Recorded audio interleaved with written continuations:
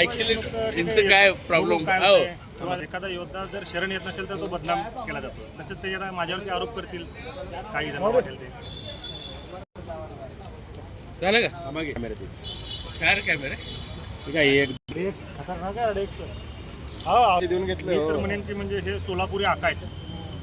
त्यांचा पितळ पहिल्याच बॅटमध्ये बोला झाल्या मगाशी पण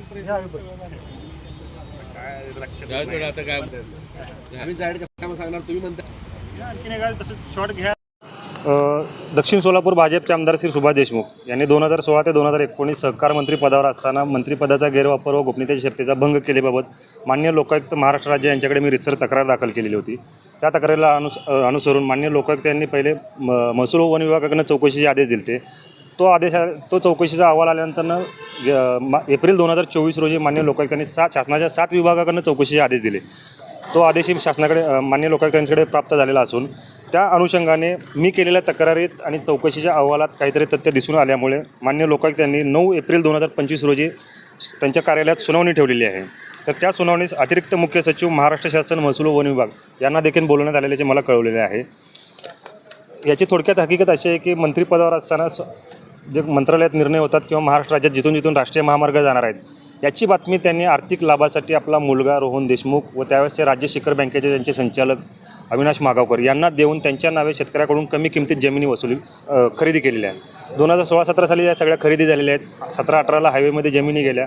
हायवेची नुकसान भरपाई 1,95 लाख 1,95 लाख असे प्रति क्षेत्र याप्रमाणे नुकसान भरपाई उचलली. नुकसान भरपाईची रक्कम पदरात पाडून घेतल्यानंतर परत राहिलेल्या जमिनी विकून टाकल्या यांनी. तर यामागचा एकमेव त्यांचा उद्देश हाच की त्यांना शेती नको होती. शेतातून जो नुकसान भरपाईची रक्कम मिळणार होती रस्ते महामार्गाची ती नुकसान भरपाई यांना ह्यांच्या पदरात पाडून घ्यायची होती. अशा प्रकारे त्यांनी दुग्ध व्यवसायाचा त्यांचा एक दूध भुकटीचा प्रकल्प होता त्याला पण त्यांनी काही अनुदान मिळवून दिलं. तो ऑफिस ऑफ प्रॉफिटचा भाग होता.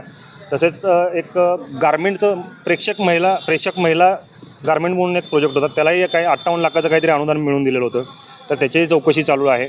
तसेच यांच्या मी सखोल चौकशी केली असता तर यांच्या लोकमंगल या नावाने जवळपास 83 कंपन्यांची लिस्ट माझ्याकडे आहे. त्यातल्या बऱ्याचशा कंपन्या फक्त कागदावरती आहेत. कंपन्या कागदावरती का असतात कशासाठी असतात हे सर्वश्रुत आहे. तर त्याचीही चौकशी आम्ही करण्यासाठी मान्य लोकायुक्तांना विनंती केली आहे. तसेच सोलापुरात कुमटे या गावात मस्जिद वहिवाटदार देवस्थान इनाम 32 एकर जमीन आहे. ती जमीन खरेदी करण्याचा ह्यांचा डाव आहे. त्यासाठी लागणारे कागदपत्र संबंधित विभागाकडून ह्यांना पाहिजे त्या अधिकाऱ्याला हाताला धरून जसे पाहिजे तसे पुरावे कागदपत्र तयार करत आहेत. 2018 साली यांनी पॉवर ऑफ अटॉर्नी आणि डेव्हलपमेंट ॲग्रीमेंट केले त्या शेतकऱ्यासोबत 4 कोटीला व्यवहार ठरलेला आहे.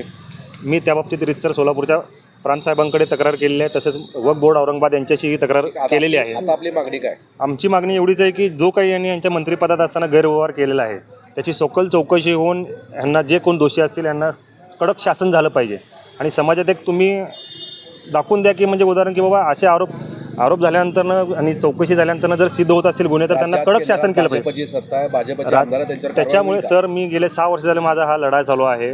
तर मी जिथे जिथे यांच्याविरोधात अर्ज करतो तिथे मला प्रथमतः तर माझी हेटाळणी होते किंवा माझ्या अर्जावर कोणतीही कारवाई होत नाही. आणि यामागचं एकमेव कारण आहे की राज्यात आणि महाराष्ट्रात तेच भाजपाची सत्ता आहे. आणि भूमिका काय असेल? माझी पुढची भूमिका हा लढा मी कायमस्वरूपी चालू ठेवणार आहे. फक्त मला भीती एका गोष्टी वाटते की गेल्या वर्षी मी पत्रकार परिषद घेतल्यानंतर माझ्या मागं काही अनोळखी व्यक्ती फिरत होत्या.